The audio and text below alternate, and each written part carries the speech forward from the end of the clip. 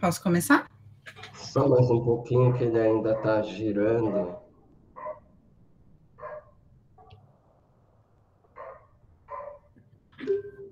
Pronto. Então, bem-vinda, Larissa. Esse é o nosso segundo seminário, Vidas Regressas pelos Caminhos Onde Andei. Estamos muito felizes de você estar aqui, contando a sua experiência para a gente, tá? Então, a partir de agora, nós vamos fechar os microfones e a palavra está contigo. Você tem uma exposição aí que você pode fazer no tempo que você achar necessário. Essa sessão, ela costuma durar 1 hora e 30 minutos e a gente sempre deixa reservado para o final um tempo para que as pessoas possam se manifestar e te fazer perguntas, tá bom? Muito obrigado. Então, boa tarde, gente. Muito prazer estar aqui. É muito emocionante para mim voltar nesse espaço, nesse grupo de pesquisa que me formou. Eu passei pelo Instituto de Psicologia em 2016 e 2017 eu me formei em Pedagogia em 2017. Você quer começar a apresentar os slides, Janis? Posso apresentar, sim. Obrigada. Um minutinho. Eu fiz uns slides, gente, só para ficar mais visual. O que eu vou falar é... Aí vamos começar pelo começo, né? Então, esse é meu e-mail. Quem quiser me contatar, só me escrever um e-mail e eu estou aqui de agora aí. Vocês podem contar comigo para qualquer coisa que vocês precisarem. Pode passar. Então tá, então um pouquinho sobre mim, né? Eu cresci na zona leste de São Paulo, num bairro chamado Cangaíba. A minha família, ela é assim, eu vou contar um pouco assim, um pouco de tudo de mim, que eu acho que faz parte quando que você trabalha com pesquisa social, de alguma forma, o seu background, ainda mais assim no mestrado, numa graduação ainda, né? A sua trajetória te atravessa muito, né? E é o meu caso. A minha família, ela é do Nordeste. Eu cresci no Cangaíba com a minha mãe. E uma coisa que me marcou muito na minha infância e refletindo, que eu fiz para fazer essa apresentação, eu fiz um exercício de pensar quais eram os meus as minhas motivações em cada etapa do meu crescimento como uma pesquisadora. Então, eu acho que essa questão da minha mãe ter crescido no interior da Bahia e ter mudado para São Paulo numa idade muito parecida a qual eu mudei para os Estados Unidos, isso é uma coisa que me atravessou e me atravessa, e também eu sou uma cuidadora, então eu trabalhei como babá no Brasil, trabalhei como au pair aqui nos Estados Unidos, hoje eu trabalho como nani, professora e ativista social. Eu militei organizada em partido político, em grupos feministas de 2012 a 2014, durante o ensino fundamental e durante o ensino médio eu participei de grêmios. Então, eu vim com uma bagagem, assim, de pensar, putz, a gente está acabando com o meio ambiente. Então, eu sempre fui responsável por questões de meio ambiente nesses grupos que eu participei. Já na universidade, eu participei da rede Não Cala. Eu acho que hoje já está mais estabilizada na Universidade de São Paulo. Eu acho que até eles estão dando disciplina. É isso, Alessandro? Você sabe mais como está a rede Não Cala? Olha, a rede Não Cala agora, ela continua atuando de forma autônoma, até onde entendo, mas a Universidade de São Paulo criou recentemente uma pró-reitoria de inclusão e pertencimento. Então, acredito que essa pró-reitoria vai funcionar como guarda-chuva aí do escritório USP Mulheres, a qual a Rede Não Cala de alguma forma está ligada, né? E o escritório de saúde mental. Exatamente. É o USP Mulheres. Mas, enfim, quando em 2015, 2014, 2015, teve aquele caso da medicina, de uma menina que sofreu abuso de gênero de um professor, se eu não me engano. E toda a USP se mobilizou para que essa pessoa, né, envolvida nessa violência, a pessoa que fez, né, a violência, sofresse as consequências disso. Então, eu participei disso, eu acho que isso de alguma forma, me ajudou a formar uma característica de pesquisadora de sempre pensar em como a gente vai acolher essas pessoas que a gente está fazendo um trabalho de pesquisa. Então, é isso. Aí pode passar. Falar um pouquinho da minha trajetória na universidade de fato. Então, eu fiz pedagogia. Para quem não conhece, pedagogia é um curso que você entra. Hoje, eu acho que são 4 anos, mas quando eu entrei era 4 anos e meio. E aí você começa fazendo filosofia, economia, psicologia, história da educação. Então, cada área do conhecimento você vai dar uma estudada ali no primeiro ano. Já no segundo ano, eu decidi fazer uma disciplina ainda no primeiro ano, eu comecei a trabalhar na Escola de Aplicação da USP, numa sala de primeiro ano, sob coordenação do Claudemir Belintani, que é um professor da pedagogia formado na Letras, que trabalha com alfabetização e trabalha com essa questão de manejo da diversidade dentro da sala de aula, e eu entrei para fazer, era uma pesquisa junto ao MEC, de 4 anos. Eu entrei no último ano, eles fizeram uma pesquisa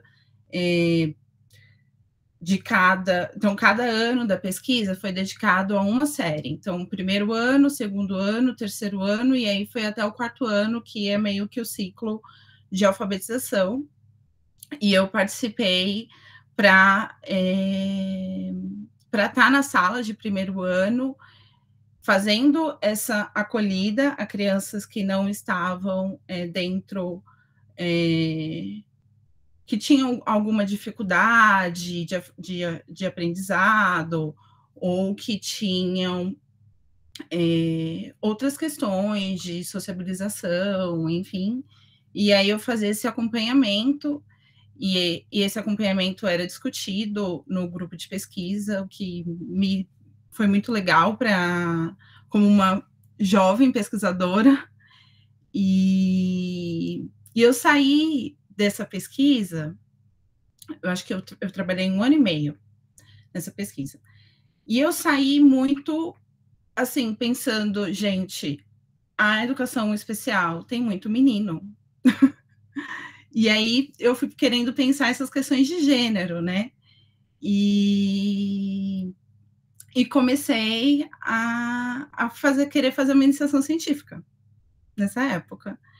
E antes, nesse processo de estar na sala de aula, de estar nessa pesquisa dentro do primeiro ano do ensino fundamental, eu também busquei outras formas. Então, eu vou chegar um pouco na minha iniciação científica, mas antes de decidir o tema da iniciação científica sobre gênero, eu também quis fazer uma pesquisa sobre contação de história.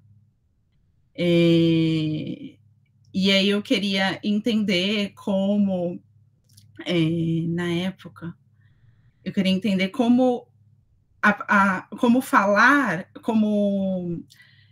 a contação de histórias através de uma tradição oral era algo muito importante para uma comunidade. E aí eu estava pensando na nossa... numa comunidade mais escolar, mas pensando também toda... pensando não só a infância, mas como também a sociedade, os pais, as famílias, a cultura. E eu fiz uma disciplina na Letras sobre história e pensamento na Índia Antiga. E por que eu estou contando isso? Porque eu acho que tudo depois, de alguma forma, faz sentido quando eu faço a disciplina de intercultura com o Alessandro, de pensar outras formas, outros jeitos de se pensar, que não sejam ligados a uma questão... Então, quando você vai... não é só festa junina na sala de aula, não é só feliz dia, não é só Natal, não é só essas datas comemorativas que são relacionadas a uma cultura católica. Ela pode ser muito mais do que isso, né? E foi isso que eu quis entender ali. Só que aí depois... pensando a sala de aula e pensando como corpos femininos e corpos masculinos dentro da sala de aula eram tratados de formas diferentes e tinham subjetividades diferentes, eu falei assim, gente, eu vou ter que estudar gênero. E aí eu comecei a trabalhar com a professora Bianca Angelucci, não sei se vocês conhecem, da pedagogia. E com ela, a gente começou a pensar sobre... uma coisa muito legal, ela é psicóloga. Ela foi orientanda da Maria Helena Pato. Eu não sei se vocês conhecem.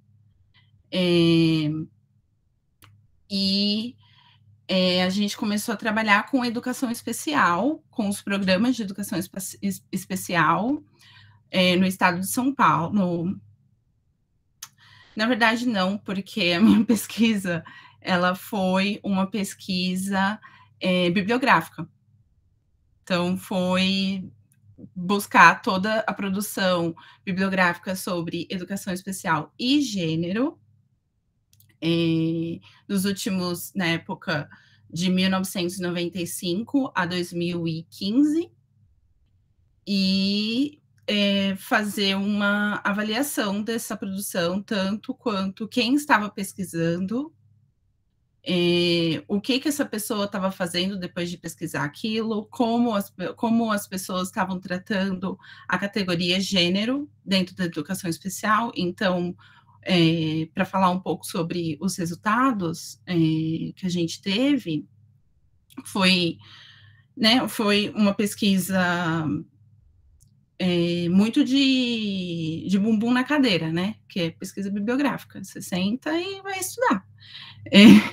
E aí a gente foi percebendo como a produção estava localizada no sul, no sudeste, muitas através de uma visão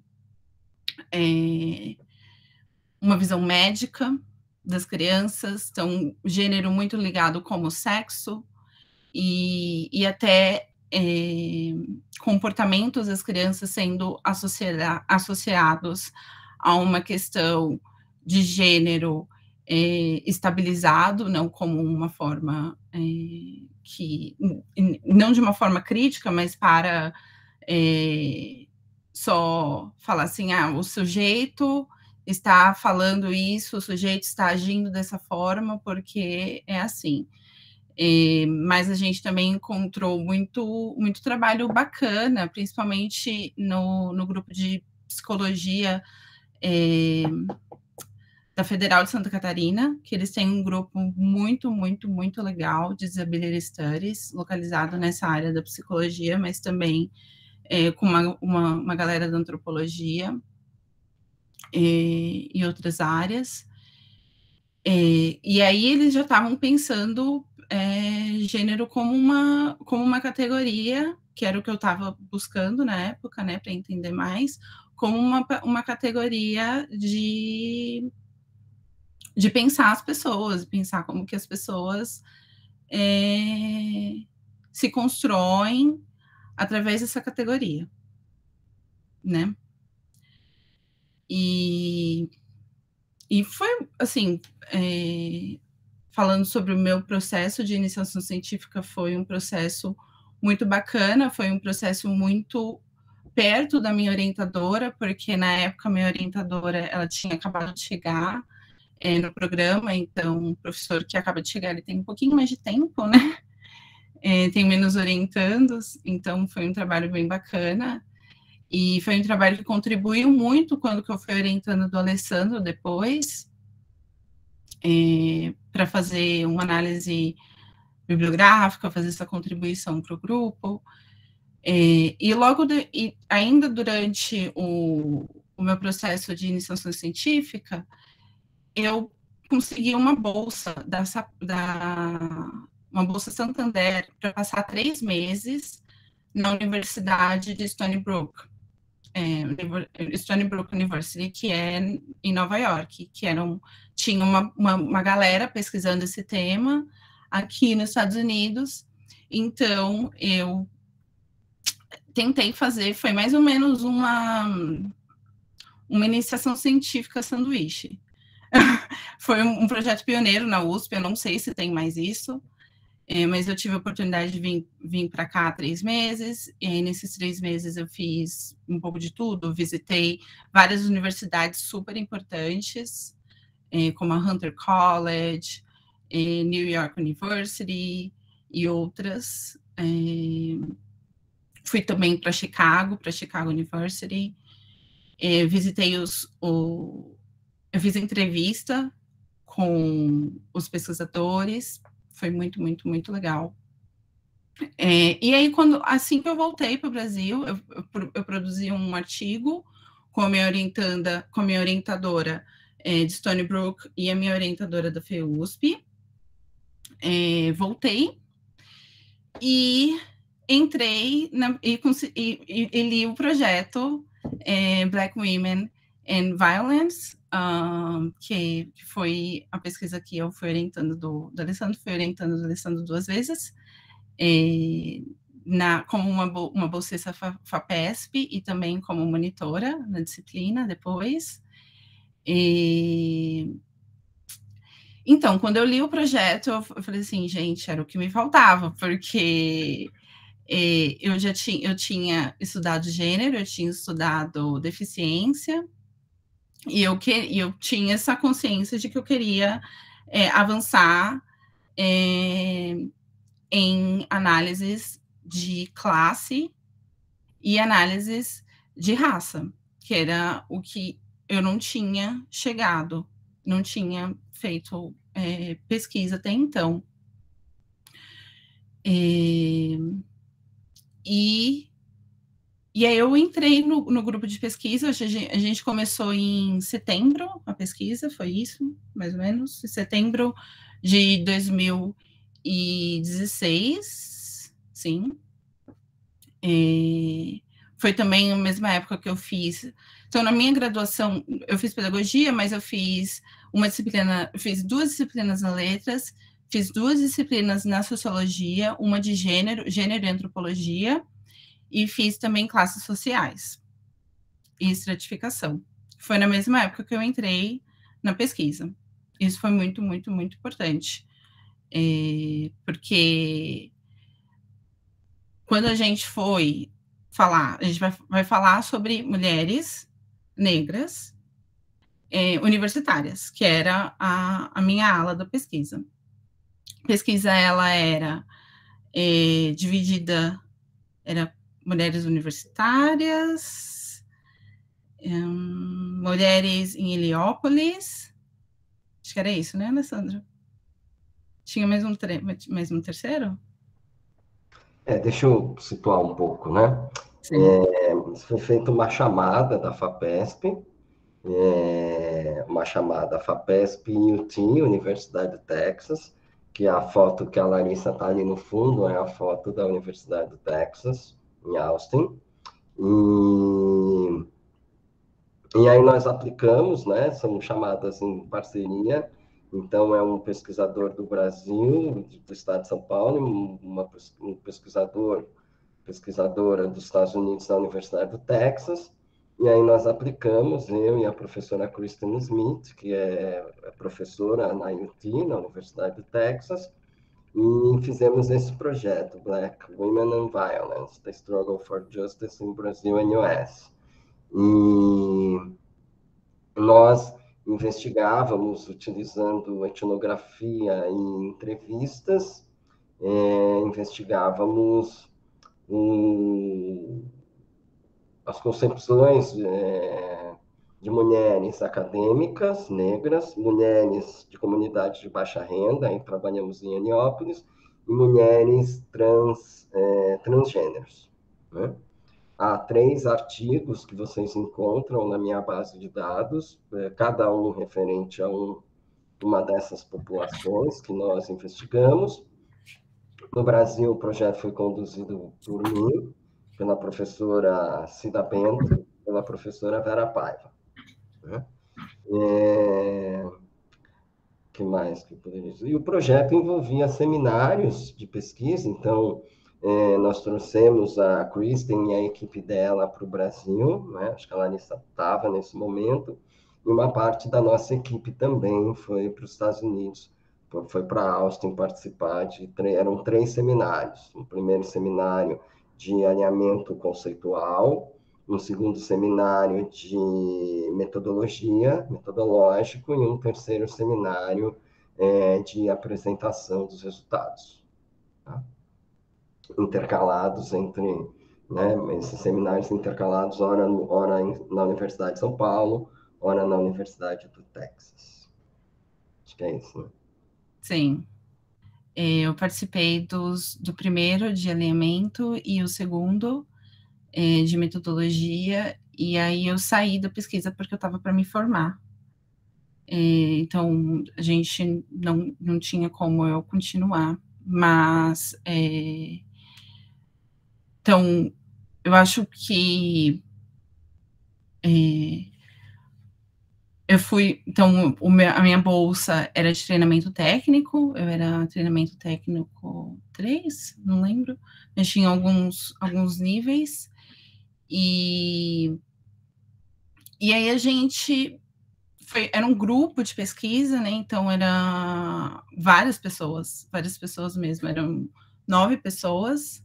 Eu imagino que o Alessandro deve estar com um número parecido, então é sempre, né, é sempre interessante e bom trabalhar com uma equipe grande, porque tem várias pessoas de diferentes lugares, e no caso da nossa pesquisa, eu era da educação, a maioria das pessoas eram da psicologia, e a gente trabalhou com referências bibliográficas de mulheres negras e de mulheres negras brasileiras e estadunidenses. Então, a gente leu Lélia, acho que foi bem importante esse trabalho da gente fazer esse esforço de ler e usar esse referencial bibliográfico, né? Não pensar a questão de negritude a partir de outros referenciais, mas a partir de referenciais produzidos por mulheres negras. Eu acho que isso foi uma parte que eu aprendi bastante. A gente fez a parte de conselho de ética, eu participei dessa parte, eu acho que vai ser muito, muito, muito importante agora para o meu mestrado, porque eu vou continuar fazendo pesquisas com seres humanos, e você precisa passar pelo conselho de ética. O desenvolvimento, a gente fez desenvolvimento do questionário semi-aberto. Foi um questionário muito, muito, muito bom. A gente fazia perguntas como o que é ser negra, o que é ser mulher, porque a gente foi comparando essas questões de o que é ser mulher, o que é ser uma mulher negra. Eu fiz a parte de levantamento bibliográfico das pesquisas no Brasil sobre esse tema, que eu aprendi bastante, tinha bastante pesquisas muito interessantes, principalmente pensando o corpo, pensando, por exemplo, não só pensando questões de raça, mas pensando também como a branquitude ela vai se construindo, né? E tendo essas falar de raça não é só falar de pessoas negras, mas é também falar como as pessoas brancas participam disso, relações étnico-raciais. E isso foi bem interessante. E aí, o grande momento, né, que foram as entrevistas individuais. Eu fiz 9 entrevistas, fiz a transcrição, e aí a gente começou essa parte de categorização das informações, e aí eu tive que sair da pesquisa, infelizmente, porque a minha bolsa encerrou. Aí quem ficou no meu lugar foi a Bruna. Eu acho que ela está no mestrado, não é? Então, eu acho que vocês conhecem ela. Não sei se ela está aí. Uhum. E aí, por último, eu fui monitora na psicologia, numa disciplina chamada Psicologia Social, Intercultura, Raça e Etnia, que também foi muito, muito, muito legal. E foi muito legal porque a gente teve a oportunidade de trabalhar com conceitos como imigração, que foi o que me tocou na época, né? Que é o que eu hoje estou me propondo a estudar. Porque só para falar um pouco mais da disciplina, mas a disciplina a gente falou sobre raça e etnia, a gente falou sobre cosmovisões de mundo, que são que a gente encontra em outras compreensões de mundo que não sejam só as compreensões de mundo europeias, né? Então, foi bem legal. A gente trabalhou também com justiça restaurativa, veio o professor Newton, e como raça, gênero e etnia atravessa todas essas questões, e principalmente produz a desigualdade, né? Que eu acho que é o grande ponto aqui do que a gente está falando, como a gente desconstrói a desigualdade, como a gente desconstrói privilégios de raça, como a gente desconstrói privilégios de classe, que a gente, hoje, na pesquisa sobre Latinoamérica, eles vão falar assim que hoje a América Latina ela tem grandes, eu não vou lembrar o nome direito, mas privilégios de classe. Então, pessoas que vivem uma outra realidade, né? Pessoas que estão em um mundo que não é um mundo igual para todo mundo. E, enfim, eu acho que todo esse trabalho ele é relacionado a isso. Agora, falando um pouco mais sobre o que eu ia falar sobre imigração, você pode deixar um pouquinho, ainda mais lá no outro, ainda estou falando sobre a minha trajetória, porque quando eu fui para os Estados Unidos, da primeira vez, em 2016, eu já tinha uma visão de como meio que seria, né, tanto questões raciais e étnicas. Eu tinha uma compreensão de que eu ia chegar aqui, ia me deparar com essa realidade de desigualdade, pelo que eu já tinha lido anteriormente. Só que também tem uma questão, assim, para mim, pelo menos, né, que foi muito de o choque cultural, né, que foi isso que me aconteceu. Então, eu cheguei quando eu vim para cá a primeira vez, eu fiquei muito triste, foi muito difícil para mim me adaptar. E quando eu voltei para o Brasil, também foi essa segunda parte, de me readaptar de novo. E aí isso ficou muito na minha cabeça. Sobre essa... Quando a gente vai e volta, né? Como que isso mexe com a gente, como isso mexe com o nosso subconsciente. Eu sempre tento chegar numa coisa mais psicológica, mas eu sou pedagoga. Mas estamos tentando. Que é como essa... tem uma questão da subjetividade que é muito, muito presente nos estudos de imigração. E quando que eu fiz essa disciplina foi muito importante para mim. Entender mais. E é isso. Gente, eu vou precisar pegar água. Eu preciso pegar água. Antes de eu ir para o próximo slide, posso pegar água e eu já volto?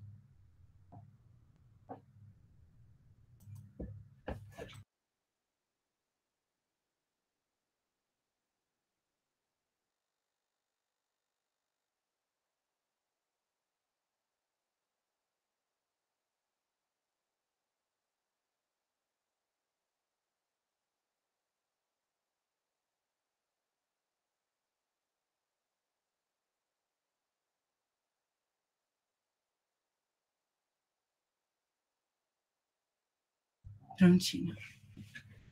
Tá.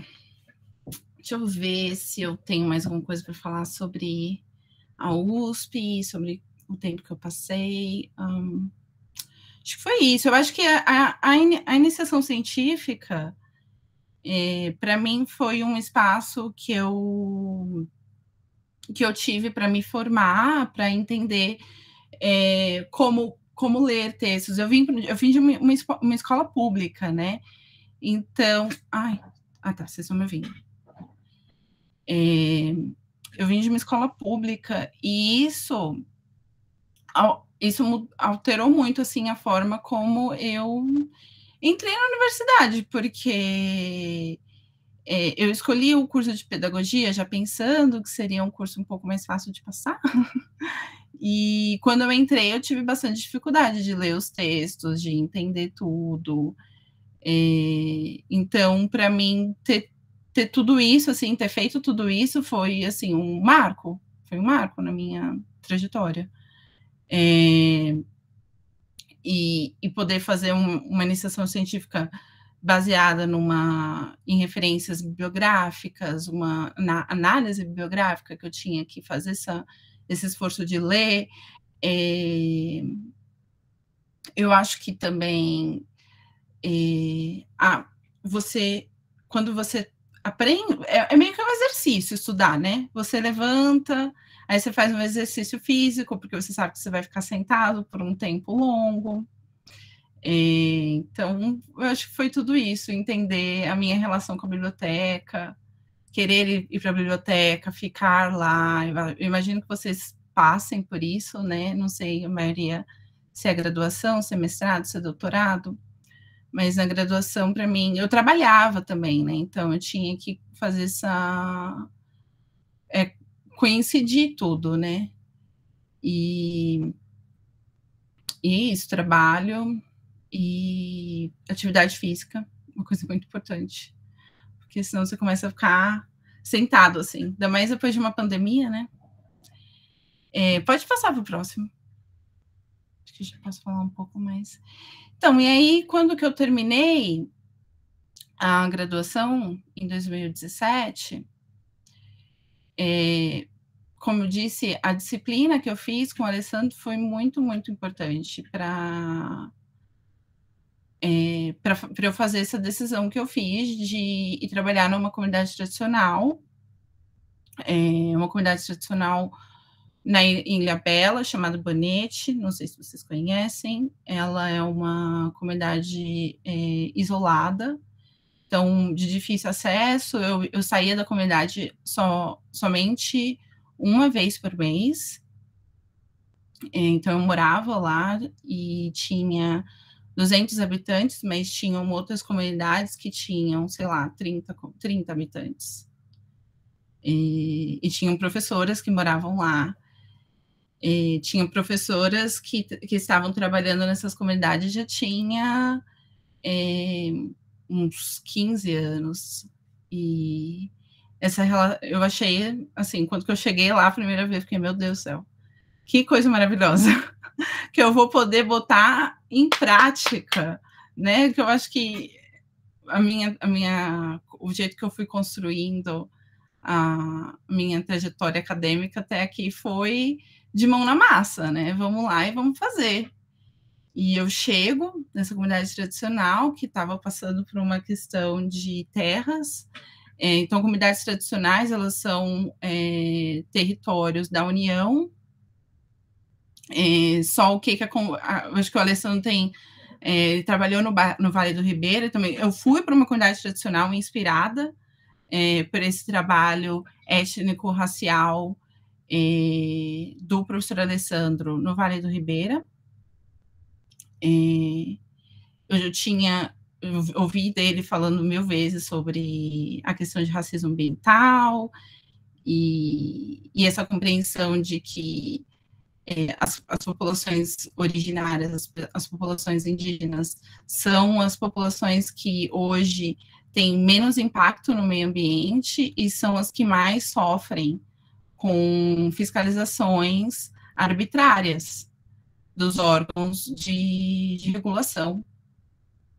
E lá, especificamente, essa comunidade tinha um problema porque muitas terras foram vendidas, só que vendidas e tinha um certo papel, só que terrenos de comunidades tradicionais não podem ser necessariamente vendidos, e a comunidade estava passando por uma questão de entender isso, de falar assim, putz, a gente vendeu uma parte das nossas terras, essas vendas não foram legais, e essas pessoas continuam comprando porque começou assim, metade da praia é vendida, metade da praia está no nome de uma pessoa, e é um grupo limitado de pessoas que tem vários terrenos em Ilhabela, em terrenos que não são necessariamente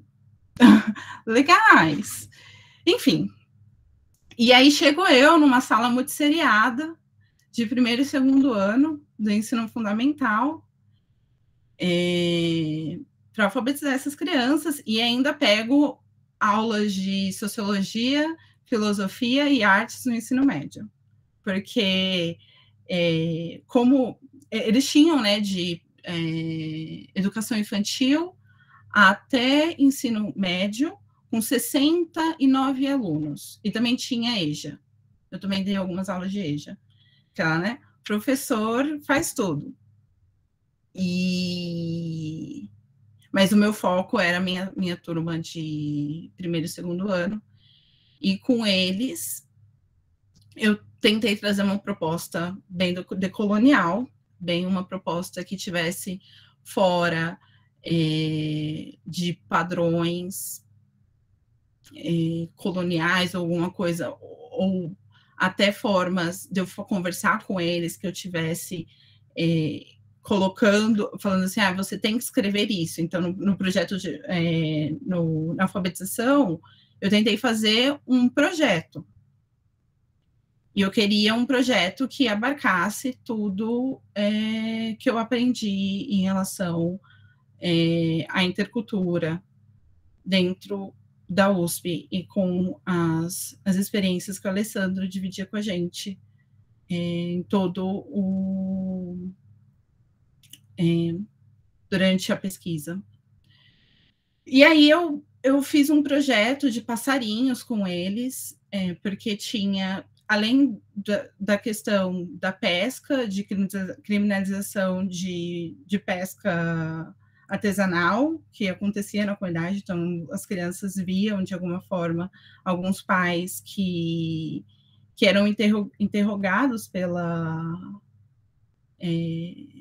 por esse racismo ambiental de estar pescando e não estar pescando da forma que eles querem que pesque, ao mesmo tempo que autoriza barcos pesqueiros enormes que matam todo o ecossistema.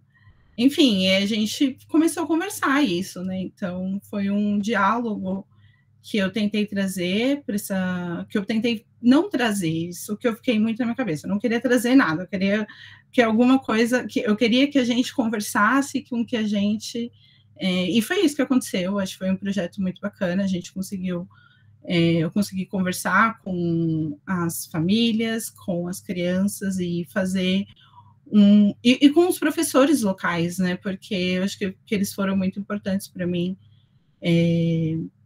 Antes de eu ir, no meu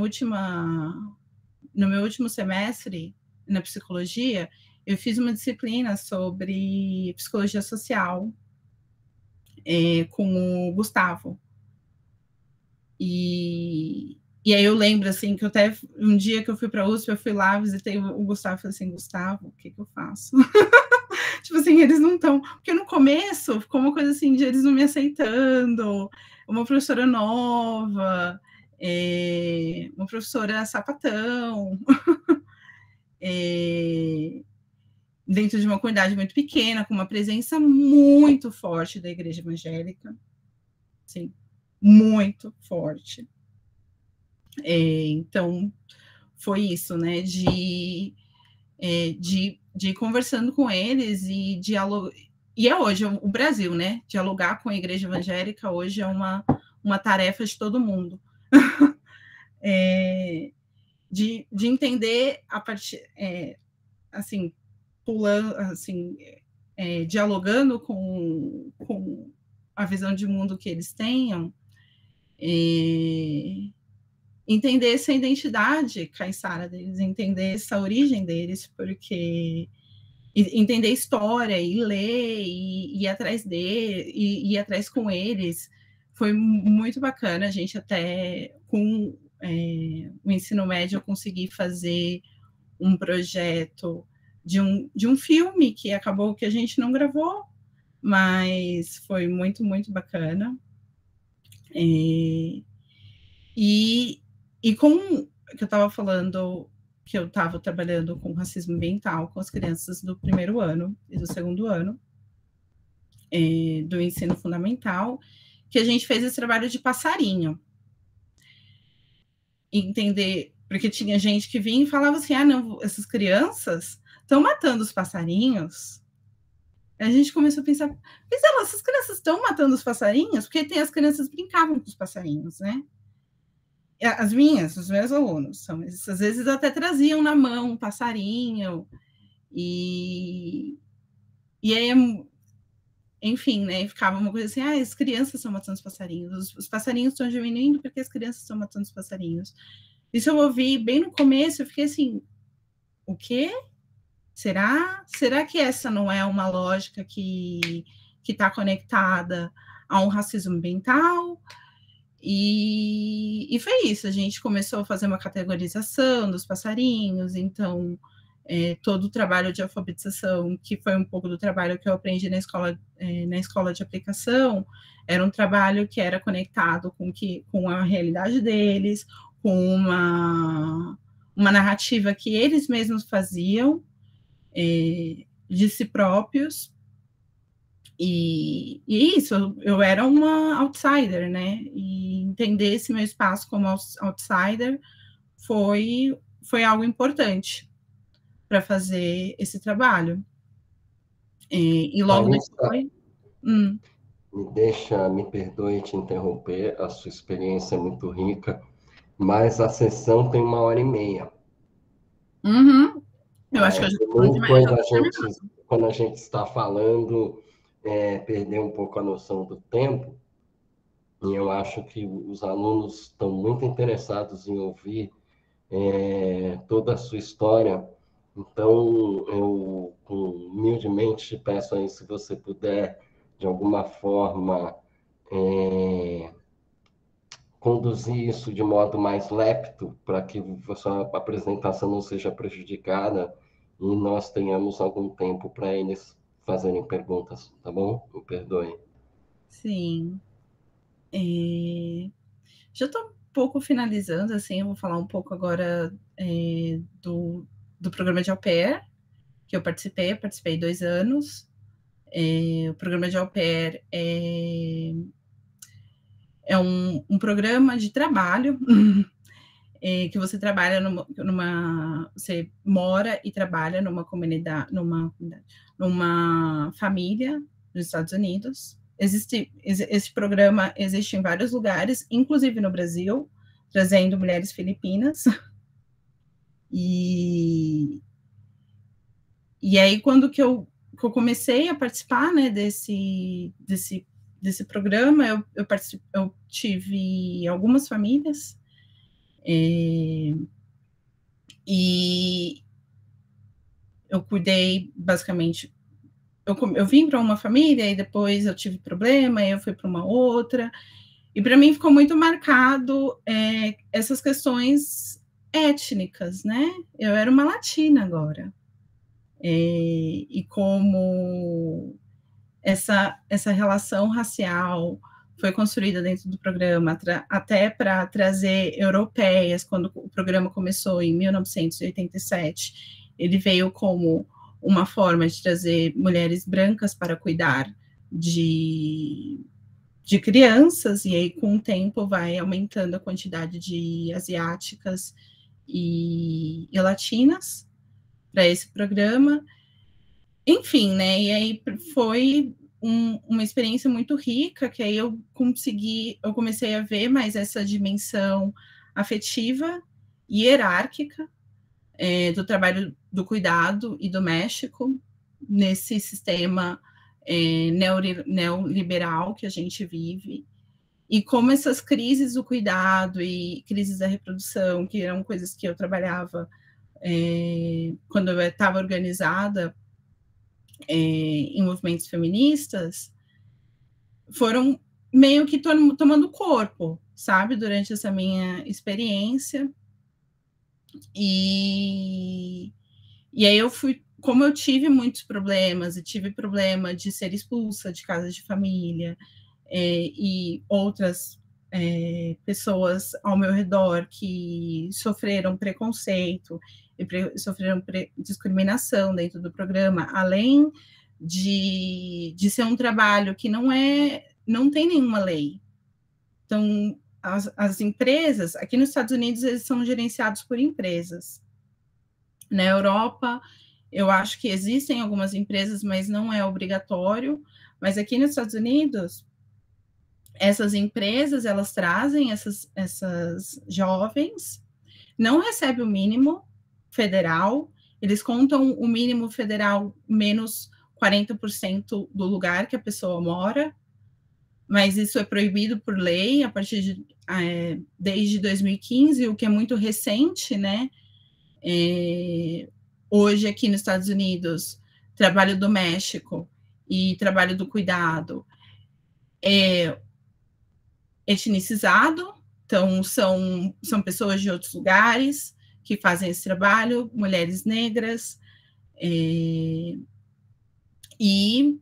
simplesmente não tem legislação, não tem, assim, a gente ainda está numa luta aqui para conseguir legislação estadual, aqui agora aqui é diferente, né? Então cada estado tem uma lei, não é que nem o Brasil, que é um federal.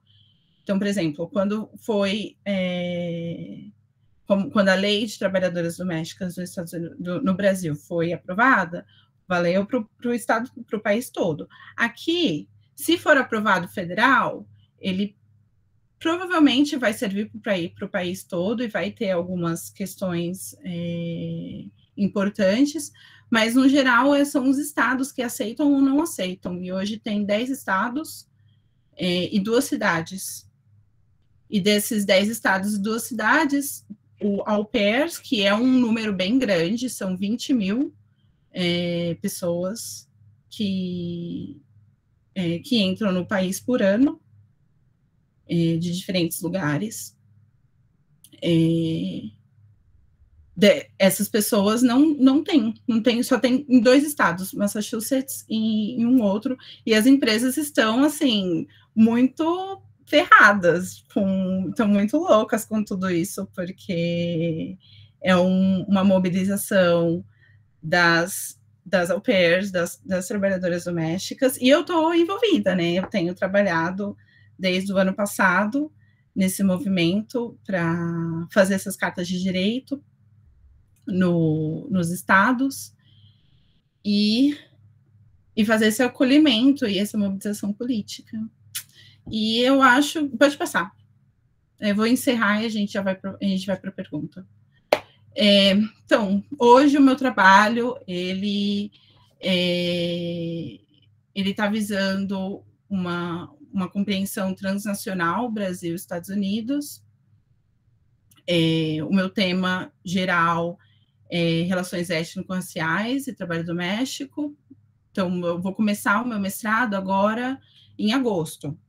Então, vai ser o momento que eu vou delimitar tudo isso. Aí hoje, então, aí o programa de au pair vai ser o meu estudo de caso.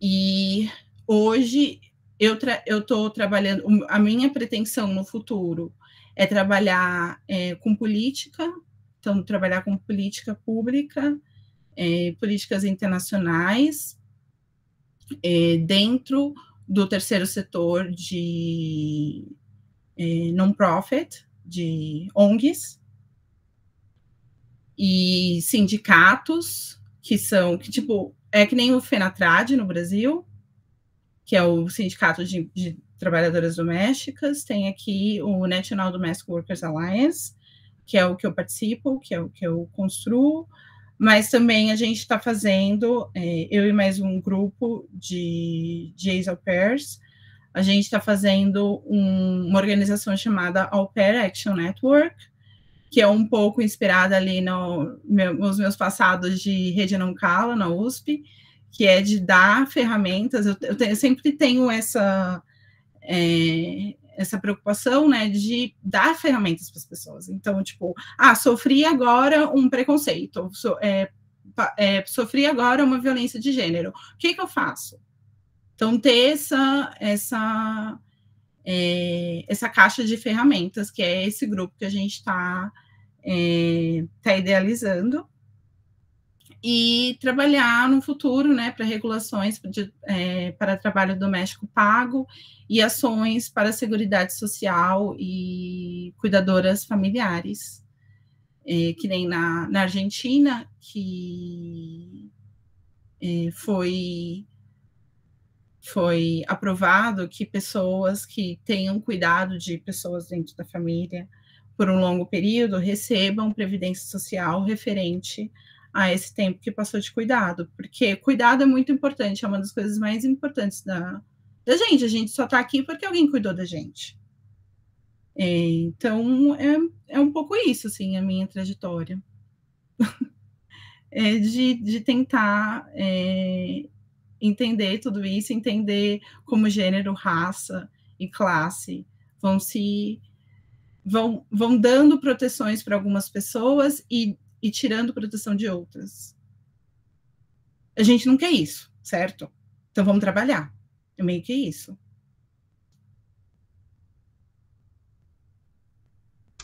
Legal, Larissa.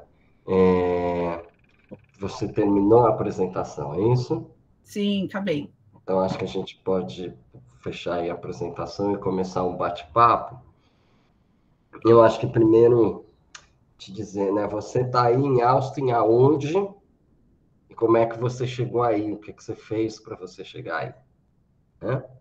Pensando nessa trajetória, desde menina lá no Cangaíba até hoje, uma aluna de mestrado em Austin, aonde? Né? É como, eu estou fazendo mestrado na USP, mas aonde? Sim. E o que você fez para chegar aí? Né? Sim. Também te perguntar, porque, por exemplo, para estudar no Austin Community College, que não é a UT, né? A UT do Elon Musk, que mora em Austin, né? Só para dar uma boa situada rapidamente.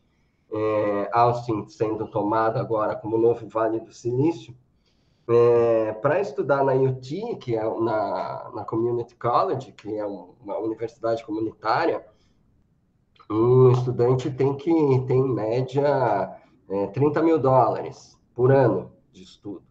Como é que você fez para isso? Né? Como é que se faz aí? Quais são as oportunidades? Quem te ajuda nessas oportunidades? Tá? E eu acho que a pergunta fundamental, que eu já vou antecipar, né?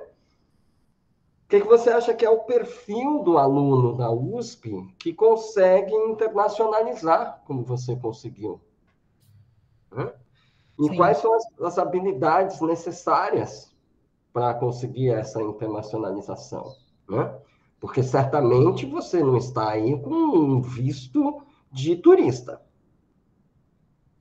Né? Nem poderia. Você deve ter um J1 ou você deve ter um F1 agora, talvez. Então, contar um pouco isso, vou retomar, né? Como é que você fez para chegar aí, aonde você está exatamente, em Austin, né? Na Universidade do Texas. E qual você acha que é o perfil desse aluno que consegue internacionalizar, né? Sim. Obrigado. Então, primeiro, como eu cheguei até aqui? Eu acho que foi uma questão de plano. Quando eu comecei a graduação, eu tinha um plano. O meu plano era fazer mestrado. Eu gostava de estudar, eu não tive muito... Assim, eu tive a oportunidade durante a minha vida de ensino básico, mas eu sempre estudei em escola pública, sabe como é que é, né? Então eu falava assim, gente, agora essa é a minha oportunidade. Olha o lugar que eu tô, olha o lugar que eu entrei. Então, para mim, assim, entrar na USP já foi uma coisa assim muito incrível. E eu entrei na USP, assim, antes mesmo assim, de entrar na UT, eu entrei na USP porque eu queria mudar o mundo, né? Eu queria poder participar de atividade política. E aí, quando eu fiz um planejamento, falei assim, eu vou ter que aprender inglês, não sei nada, assim, eu já tinha feito uns cursos, mas eu falei assim, eu vou ter que aprender inglês, então você tem que se programar, porque eu tenho um inglês bom hoje, eu consigo conversar com algumas pessoas, mas o inglês, eu tomei, uns 10 anos para aprender. Então, você tem que fazer essa programação. Como eu entrei na UT especificamente, eu participei de um projeto de mentoria da Brasa, inclusive a Letícia Venturini, que está aqui, hoje ela é eu sou mentora dela, mas eu tive um mentor, que era um professor, que era um doutorando, do Canadá. Todos os anos vocês podem se inscrever para o programa em janeiro, fevereiro, março. E aí eu participei desse programa e eles me ajudaram a fazer a parte de carta de recomendação, então, para você entrar na UT, no mestrado. Eu entrei no LILAS, que é o Latin American Studies, que eu vou escrever aqui para vocês pesquisarem. LILAS.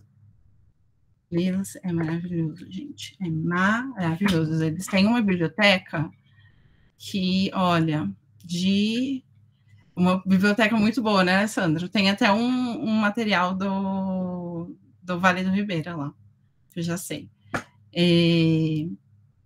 Então, aí eu fiz essa preparação de fazer as cartas de recomendação. O Alessandro foi uma das pessoas que me recomendou. Então, você tem que fazer essa conexão com as pessoas que você quer que te recomendem. Você tem que contar a sua história, você tem que entender a sua história. Eu sei que eu entrei, cada um entra por um motivo, né? Eu sei que eu entrei pelo meu trabalho no movimento social. Então, isso foi uma coisa que eu deixei muito, muito clara, foi eu quero um espaço que eu tenha, que me acolha como pesquisadora e ativista. Então, eu já deixei muito claro isso, e eu acho que eu entrei muito por causa desse meu trabalho, e também eu tinha é bom, gente, quando vocês pensarem assim, eu vou fazer minha graduação, eu vou montar os meus cursos. Pensa num objetivo final, sabe? Tenta montar os cursos de uma forma que eles dialoguem com o outro. Então, por exemplo, quando eu fiz classe social, eu queria que dialogasse com o de gênero e antropologia, que eu também queria que dialogasse com intercultura. Enfim, para além da minha formação base, que eu sou uma educadora, eu sou que eu traduzo como Bachelor em Education. Eu sei de educação, eu sei de política pública de educação. Isso é a base do meu curso. Então, é uma questão de meio que querer, de correr atrás. Tem curso de produção acadêmica, científica em inglês, na FEFELESH. Então, dá uma procurada. Eu posso procurar e te mandar também, Alessandro. Deixa eu aproveitar só e explicar, né, o que é a Abrasa, né? Sim, que é a Brazilian Abrasa. Studies Association. Não. Não é? Tem a Brasa também. Tem duas Brasas, gente. É importante. A Brasa é a Brasília. Eu não vou saber falar o nome direitinho, mas é Estudantes Brasileiros no Exterior. É uma união, um grupo, uma organização de estudantes brasileiros no exterior. Que até eu estou tentando fazer um trabalho hoje na Brasa de que estudar no exterior não é só estudar na Europa e nos Estados Unidos, também tem várias opções na América Latina. Tem a Colômbia, que tem bolsas, tem a Argentina, que tem bolsas. Argentina, eu acho um lugar bem legal para estudar relações étnico-raciais, porque esse ano é o primeiro ano que eles estão incluindo a categoria raça no censo. Então, quem quer estudar relações étnico-raciais, eu acho que é um lugar emblemático. O Chile não tem muito, o Peru não tem muito. Espera aí, Lari. Tem alguém que quer dar oi? Vem aqui dar oi para ela. Oi. Logo a gente vou te ligar depois. Tá bom. Desculpa, gente. Vamos lá. Legal você falar que tem essa Brasa dos Estudantes e deixar o link aqui. E eu quero falar que tem a Brazilian Studies Association. Sim. Né? Que ele é muito importante também. Muito importante também. O próximo congresso da Brasa em San Diego, em 2024. E a Brasa é a associação de pesquisadores que estudam o Brasil, de pesquisadores estrangeiros e nacionais, né? Acho que o professor Marcelo Paixão, da Universidade aí da UT, ele é o vice-presidente atualmente, na minha época era o Jimmy, o presidente, né? E obrigado, Letícia. Mas vamos lá, Larissa, que a palavra é sua. A gente estava falando qual era o perfil do aluno que consegue internacionalizar, você estava dando algumas dicas, né? E quais são as habilidades necessárias para internacionalizar também, né? E eu incluiria, se você acha que incluiria, se você faria alguma diferença entre internacionalizar para um país de língua inglesa ou internacionalizar para outros países de língua espanhola ou mesmo de língua portuguesa, se você também percebe uma diferenciação em termos de oportunidades. Sim. Infelizmente, eu acho que os Estados Unidos têm muito mais dinheiro. Por exemplo, então, no momento, eu não tenho J1, eu não tenho F1. O meu visto hoje é esperando o Green Card. Então, eu estou no processo realmente de imigração. Eu casei aqui, então é meio que um outro processo. E o que eu acho sobre eu fui para os Estados Unidos, eu caí nos Estados Unidos de paraquedas, gente. Eu queria, na época, ir para... Primeiro, eu queria ir para a Índia, mas não tinha bolsa. Aí eu queria ir para a Alemanha. Tentei várias vezes, não consegui. Aí foi uma questão de pesquisa eu ir para os Estados Unidos, inicialmente. Porque era quem é que estava estudando educação especial e gênero. Então, eu queria estar naquele lugar, eu queria encontrar a galera do feminist queer. Entender a questão de deficiência como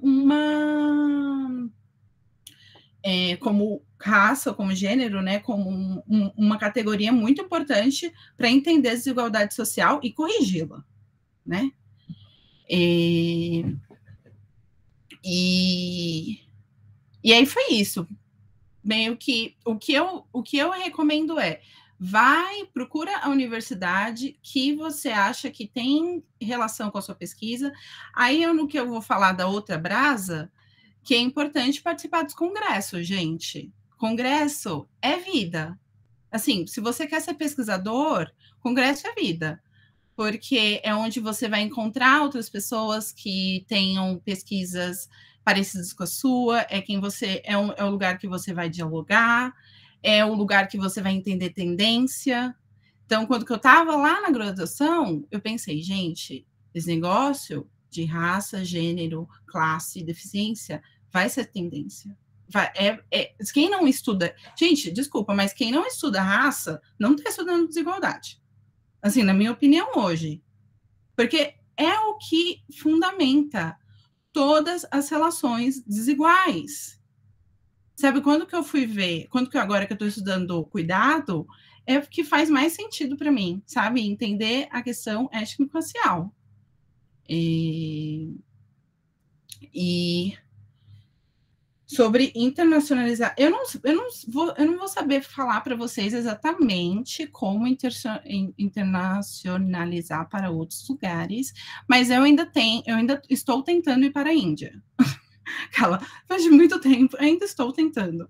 Eu acho que a Índia hoje representa bastante de trabalho doméstico, né? Tem uma população enorme com uma desigualdade de gênero incrível e uma desigualdade, assim, horrível, né? Mais uma desigualdade enfim, uma desigualdade muito forte. E aí vai procurando professores interessantes. Então, uma das minhas leitoras, das pessoas que vão ler o meu trabalho, ela é indiana. Então, se eu quero chegar lá, eu tenho que começar a entender as pessoas que vieram de lá, as pessoas que estudam sobre aquele lugar. É isso, e achar um fio que ligue.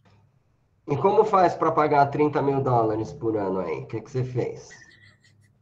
Você reza para Deus para eles te darem uma bolsa, que foi o meu caso, graças a Deus.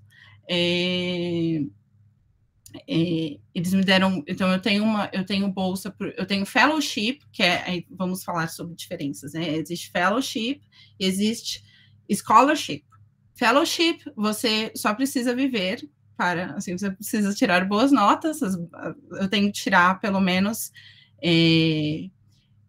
8, assim, pensando, o meu mínimo tem que ser 8, durante toda a minha graduação, para eu manter a minha bolsa. Então, são 2 anos de bolsa.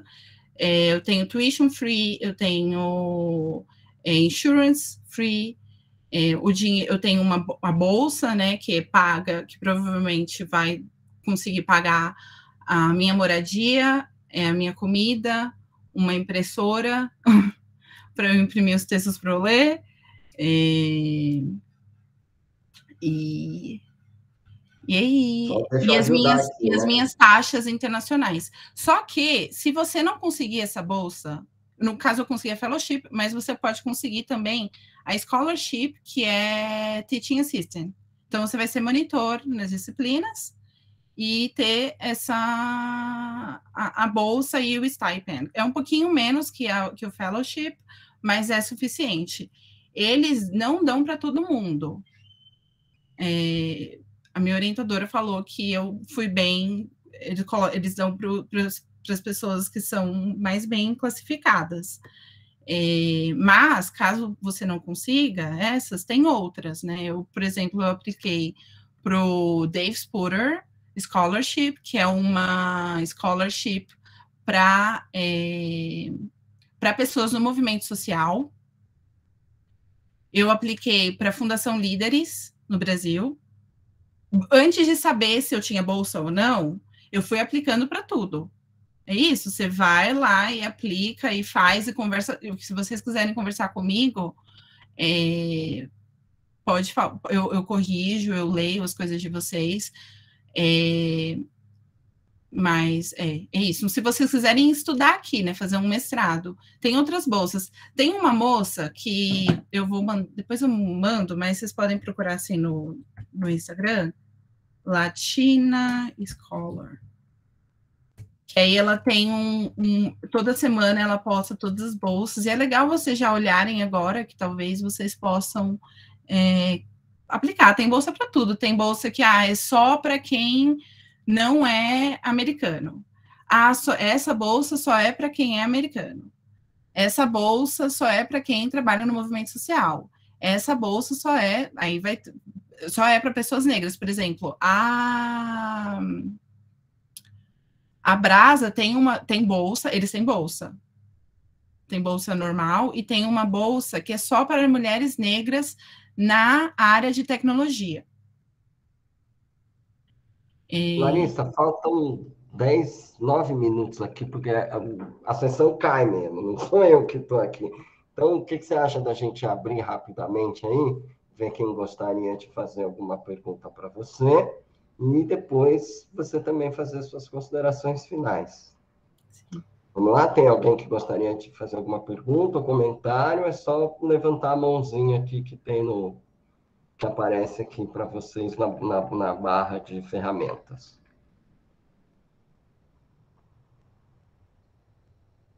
Tem alguma questão aí? O pessoal que está em 4 pessoas aí? Enquanto o pessoal decide, Larissa, eu queria primeiro te parabenizar pela tua história, eu estava aqui acompanhando. Eu sou um fã de pessoas que têm histórias de, não vou falar superação, né? Histórias de conquista, né? Conquista dos seus ideais, conquistas dos seus objetivos, né? E eu fico ainda mais feliz por perceber que a sua história você relata como algo que ainda está em construção, né? Não só no mestrado, como o seu desejo da Índia. Então, eu particularmente aqui, eu tô falando, faço parte do grupo, mas estou falando aqui de Manaus, Amazonas, aqui do norte, né? Fiquei muito feliz na oportunidade de te conhecer, né? Saber o quanto você pôde contribuir ao longo do grupo em algum momento, o quanto isso te trouxe base e fundamento, né, para você seguir na sua história, o quanto isso te traz esse papel, esse compromisso, né, dentro de fazer acontecer, ainda mais em outro país, ainda mais em uma outra cultura. A gente percebe que na tua fala, né, como talvez diria o Alessandro, a USP, ela está, né, aí contigo, dentro das tuas práticas, querendo levar, né, essa contribuição, essa perspectiva crítica de olhar, né, e fazer acontecer. Então, assim, eu particularmente não tenho nenhuma pergunta para te fazer, a não ser te agradecer pela tua contribuição, compartilhar um pouco da tua história, e eu acho que isso nos motiva ainda mais, né, em buscar, né, espaços desses de conquistas no futuro. Obrigado. Obrigada. Obrigado, Manuel. Eu quero aproveitar e fazer um comentário, né? Uma das coisas que mais me motivou a trazer a Larissa aqui hoje, porque espero que ela volte outras vezes, espero que em breve a gente se encontre em Austin, né? mas é porque há um certo receio dos alunos negros. O cara tem a bolsa, ele tem a melhor bolsa do país, que é a FAPESP, ele tem todas as condições para aplicar internacionalmente, e ele, por algum motivo, não vai, né? Que é muito diferente. Então, a ideia de trazer alguém que tem uma história de conquistas para reafirmar muito fortemente: eu não estou aqui por causa do meu capital familiar, que seria muito comum, né? Os alunos da USP que conseguem internacionalizar, Larissa, e que têm outra cor de pele, outra condição social, né? Quer dizer, ele aplica se ele ganhar metade da bolsa que a USP está dando, se ele ganhar metade da bolsa que a Fundação Alemã está dando, a família cobre o resto, né? Mas parece que é uma trava deste aluno da USP que agora está sendo inserido e tendo oportunidades, que ele vai em frente, né? Eu não sei se a trava é em inglês, eu não sei se a trava é... Enfim, então a ideia de te trazer um pouco isso é para justamente mostrar, olha, é possível sim, é muito possível sim, né? E então eu te agradeço bastante. Deixa eu ver se o pessoal ali que está com a câmera do Dani Leite tinha alguma questão. Não, legal. Então, Larissa, a palavra é sua aí, temos mais 4 minutinhos, a mensagem que você quiser deixar, eu te agradeço muito, né? Eu afirmo a você que os estudantes que eu tenho hoje, sobre minha guarda e sobre minhas bolsas, têm muito mais condições que você de aplicar e de estar aí. Então, de alguma forma, eu te trouxe para desafiá-los, né? Porque eles têm a reserva técnica da FAPESP, eles estão dentro da FAPESP, eles têm aquele programa da FAPESP que se chama Bolsa de Estágio de Pesquisa no Exterior, onde ele troca a bolsa dele de iniciação científica, a bolsa dele de mestrado, a bolsa dele de doutorado, a bolsa dele de pós-doutorado, por uma mensalidade no país, na moeda do país de origem, com auxílio moradia, com insurance, com auxílio segurança, com auxílio plano de saúde, com todas as taxas de visto pagas, e mesmo assim não aplica. Gente, olha, o Alessandro, ele foi uma pessoa que me motivou a tentar, a pegar tudo que eu tinha, sabe? Eu acho que se eu pudesse trabalhar pegar uma bolsa de monitoria, ele me falava assim, não, vai lá e faz. Se eu podia pegar uma bolsa eu não cheguei a ir para Austin, mas se eu pudesse, eu tinha que pegar, sabe? Eu acho que, gente, a FAPESP está aí, sabe? É a melhor. Eu coloquei nos meus papéis, está lá, eu fui financiada pela maior agência de pesquisa do Brasil. Usar esse nome, a USP está aí está navegando entre o primeiro lugar, segundo, terceiro no ranking da América Latina. É uma universidade muito boa. E vocês também têm outras oportunidades, como, por exemplo, eu vou olhar, mas eu sei que eles têm bolsa, por exemplo, para você participar, para alunos de ensino médio, que eu mandei para os meus alunos de ensino médio, para fazer estudos latino-americanos.